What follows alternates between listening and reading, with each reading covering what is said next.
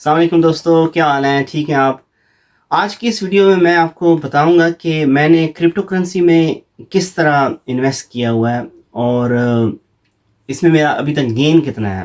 इससे पहले ये डिस्कस करना चाहूँगा कि क्रिप्टो करेंसी है क्या चीज़।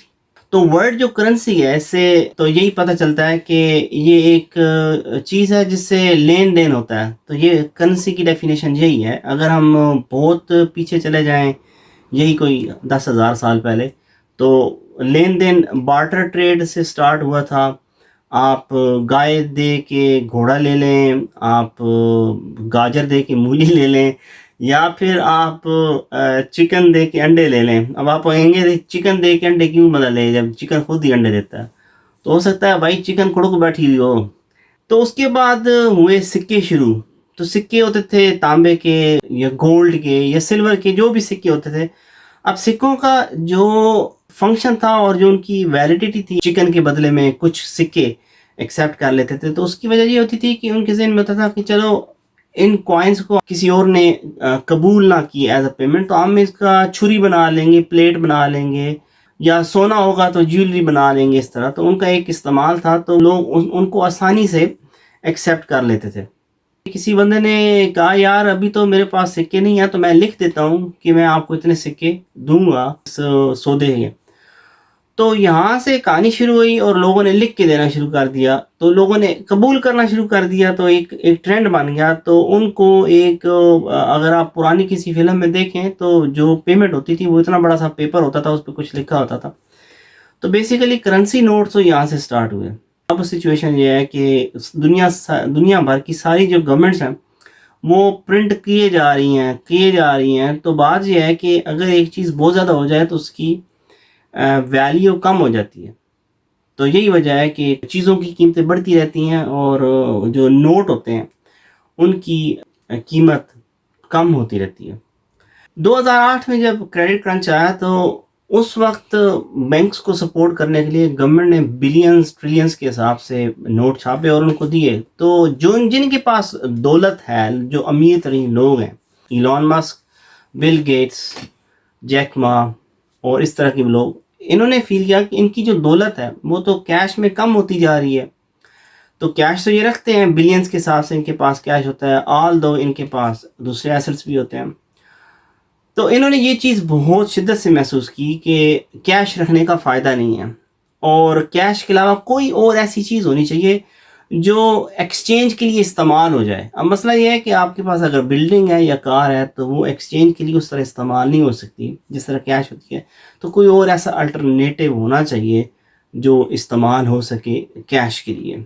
अब इसमें ये हुआ कि एक बंदा सतोशी नाकामोटो, उसने एक आर्टिकल लिखा। 2-3 सफ़े का आर्टिकल था, मैंने पढ़ा है। उसमें ज़्यादा टेक्निकल चीज़ें नहीं थी, लेकिन उसने ये कॉन्सेप्ट दिया कि जो ब्लॉकचेन है उसको एज अ करेंसी इस्तेमाल किया जाए। तो इनिशियली तो ये इतना पॉपुलर नहीं हुआ। बिटकॉइन 0.0001 पे बिकता है, जिस तरह आजकल जो नए कॉइन्स हैं वो बिक रहे हैं। लेकिन लोगों ने महसूस किया, जिनके पास पैसा था उन्होंने महसूस किया कि ये आइडिया बुरा नहीं है।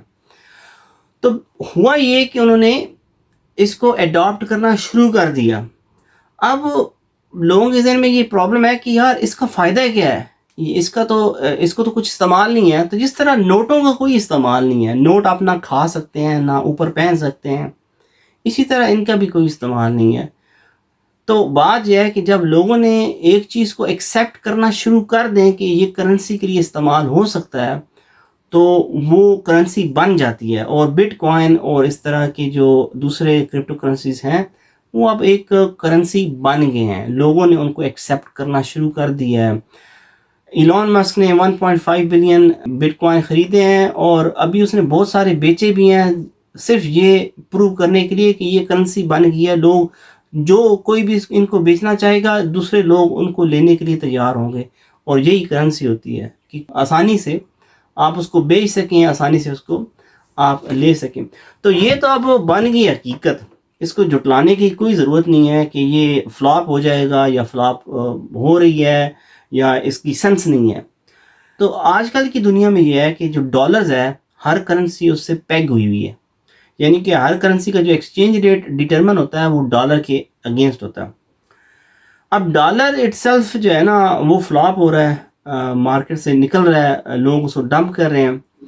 तो जो अल्टरनेटिव मुझे लग रहा है वो ये होगा कि फ्यूचर में अगले 15-20 सालों में बिटकॉइन के अगेंस्ट दुनिया की हर करेंसी पेग होगी और बिटकॉइन की वैल्यू इस तरह बहुत बढ़ेगी, जो कि करंट करेंसी हो सकती है या शायद हर कंट्री की अपनी एक करेंसी बन जाए। जिस तरह कि मैं समझता हूँ कि शायद पाक कॉइन, पाकिस्तान के लिए पाक कॉइन का आइडिया बुरा नहीं है और इसमें मैं इंशाल्लाह लिखूंगा कि ये किस तरह इम्प्लीमेंट हो सकता है। अब बिटकॉइन क्यों अडॉप्ट लोग कर रहे हैं, इसलिए कि उसकी जो मैक्सिमम उसकी जो नंबर्स हैं वो 21 मिलियंस हैं। बिटकॉइन 21 मिलियंस के बाद बंद हो जाएगा बनना, तो ये एक स्टेबल उसकी वैल्यू उसके बाद स्टेबल हो जाएगी।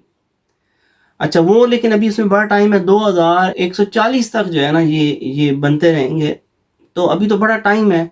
लेकिन लगता यही है कि इवेंचुअली उसकी मार्केट वैल्यू स्टेबल हो जाएगी।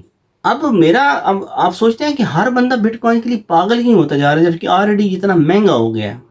तो बात ये है कि एक जो मेरी रफ कैलकुलेशन है, शायद आपने ये बात कहीं ना देखी और किसी और बिटकॉइन की वीडियो में, कि जो इसका पोटेंशियल है बिटकॉइन का वैल्यू का वो तकरीबन 1.25 मिलियन के आसपास है। आपको स्क्रीन पे नज़र आ रही होगी ये वैल्यू इतना है। मैंने इस तरह कैलकुलेट किया कि दुनिया की जो टोटल वेल्थ है इस वक्त वो तकरीबन 340 ट्रिलियन के करीब है।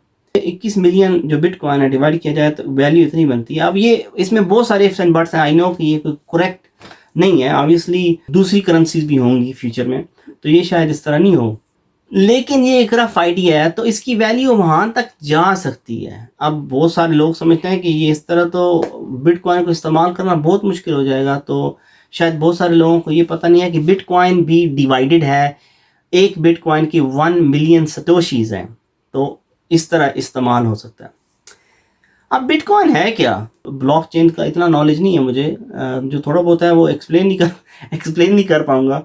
लेकिन बिटकॉइन में जब बिटकॉइन के बारे में मैं सोचता हूँ तो मेरे जहन में एक बहुत कॉम्प्लिकेटेड केमिकल फार्मूला आ जाता है जो हमने केमिस्ट्री में पढ़ा था। तो इसमें कोड्स लिखे हुए हैं कि हर ट्रांजैक्शन का रिकॉर्ड है और ये फैलता जाता है।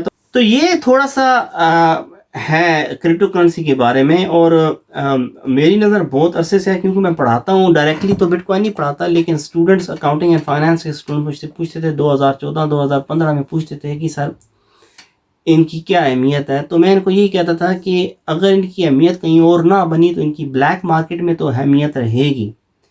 तो वही हुआ, अब तो खैर मेन स्ट्रीम में हो गया है और अब तो 0% मुझे डाउट है कि क्रिप्टो करेंसी फ्लॉप होगी। यही करेंसी है और फ्यूचर में इसने डॉलर को रिप्लेस करना है एज अ पैगिंग करेंसी, और इसकी वैल्यू डेफिनेटली बढ़ेगी। कुछ लोग कहते हैं कि इस साल के एंड तक इसकी वैल्यू $2 लाख तक चली जाएगी। तो ये थोड़ा सा बैकग्राउंड है। तो अभी मैं आपको क्विकली दिखाता हूँ कि बिटकॉइंस में मैंने इन्वेस्ट कैसे किया हुआ है। तो इसके कुछ डिफरेंट तरीके हैं।